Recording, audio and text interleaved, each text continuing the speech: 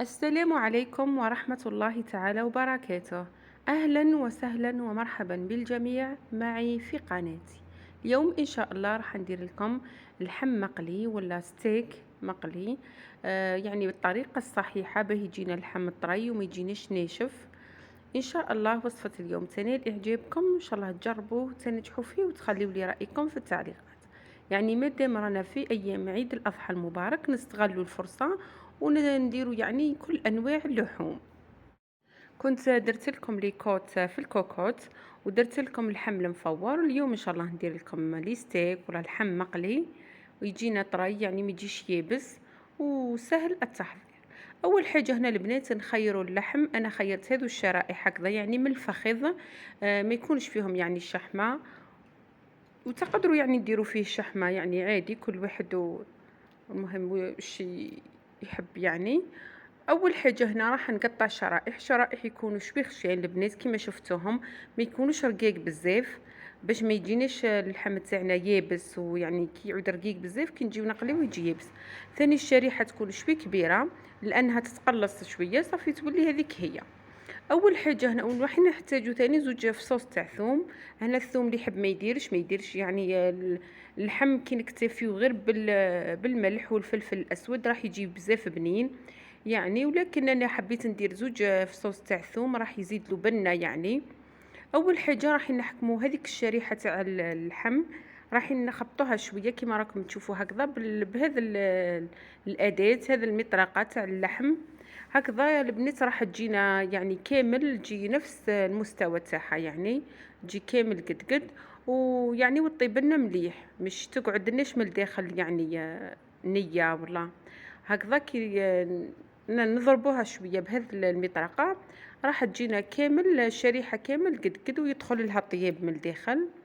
نكمل انا البنات، نخبط كما راكم تشوفوا في الشرائح تاعي تاع اللحم بالجهه هذه، يعني شويه برك قيمه ما يعني هذيك البلايص اللي يكونوا وخشين يعني بزاف يوليو كامل على استقامه واحده.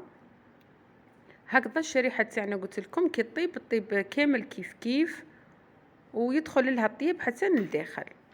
نكمل انايا كامل الشرائح اللي عندي ونولي لكم ان شاء الله.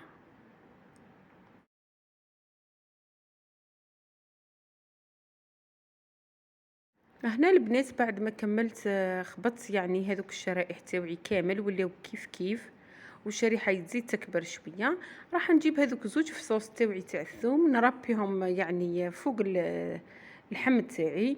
هنا البنات اذا درتو ثاني اللحم يعني بالشحمه حاولوا تقطعوه يعني قطع يكونوا ما يكونوش صغار بزاف باه كي نجيو نقليوهم ما يبسولكمش، وما نديروهمش ثاني كبار بزاف يطولوا لنا في الطياب.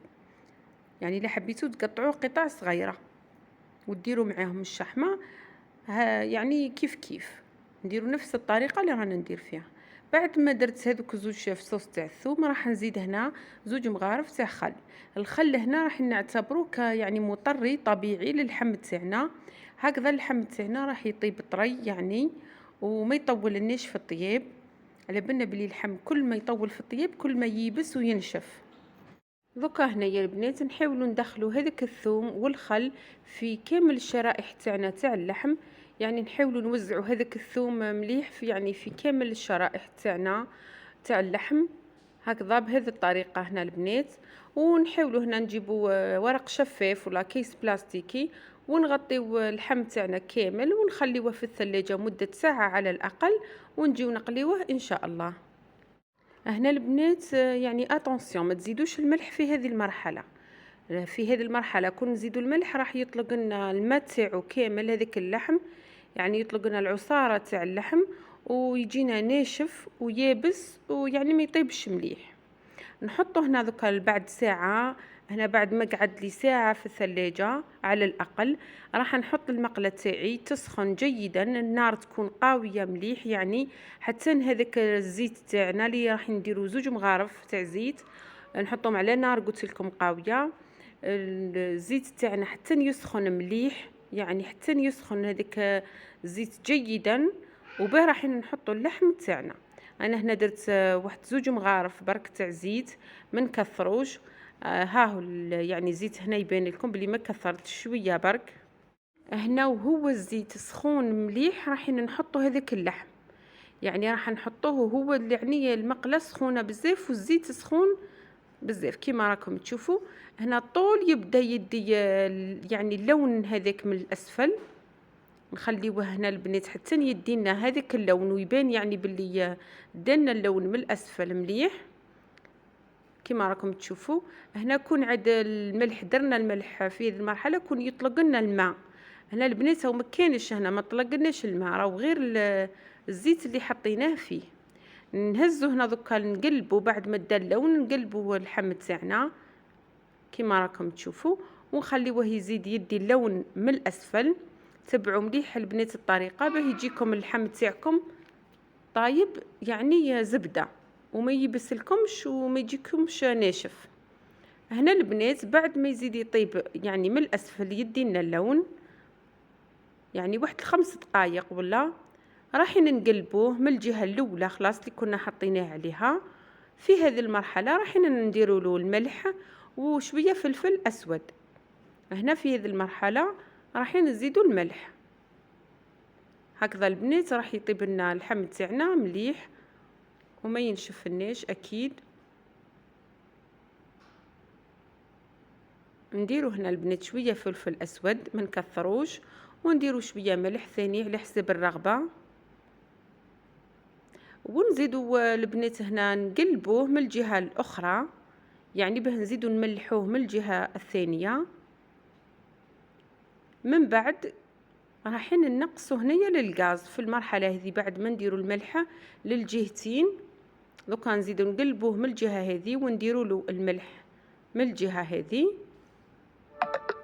هنا ديجا البنات راهو اللحم تاعنا راهو عد دخلوا طياب يعني صافي. دوكا نزيدوا نملحوه من الجهه هذه ونديروا له شويه فلفل اسود ونخليوه نقصوا هنا للنار ونخليوه يطيب لنا جيدا ويدينا اللون الذهبي.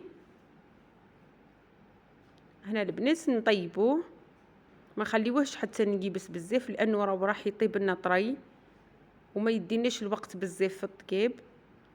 هنا البنات راح نحيه ونحطه ان شاء الله في صحن التقديم وتشوفوه معايا في شكله النهائي ان شاء الله.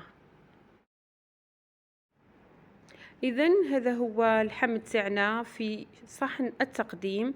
هنا انا رفقته مع لي فريت تقدروا ترفقوه ثاني مع لا بوري. شوفوا البنات يعني شكله النهائي كيفاه راهو يعني ماهوش ناشف كما راكم تشوفوا في الصوره. يجي بزاف طري يجي بنين هذاك يعني الثوم زاد له واحد البنه هكذا ويجي ما يجيناش تاني ناشف. اكيد اذا تبعتوا الطريقه راح يعني الطريقه الصحيحه لنقليو بها اللحم اكيد راح تتحصلوا على اللحم طري وماهوش ناشف. هذه هي وصفتنا لنهار اليوم ان شاء الله تكون نالت اعجابكم. ان شاء الله يعني البنات اللي اللحم تاعهم ما يجيهمش يعني بنين المقلي ما يجيش طري ان شاء الله ينجحوا فيها ويتبعوا الطريقه. ودوكا هنا البنات حبيت نقسم معكم قطعه باه تشوفوا كيفاه راهو طايب زبده يعني القوام تاعو. شوفوا كيفاه راهو ماهوش ناشف يعني وبنين يعني هذاك الثوم زاد له بنه. ان شاء الله تجربوه وتخليوا لي رايكم. دوكا هنا البنات معليا غير نقول لكم دمتم في رعايه الله وحفظه والى اللقاء في وصفه وفيديو اخر ان شاء الله.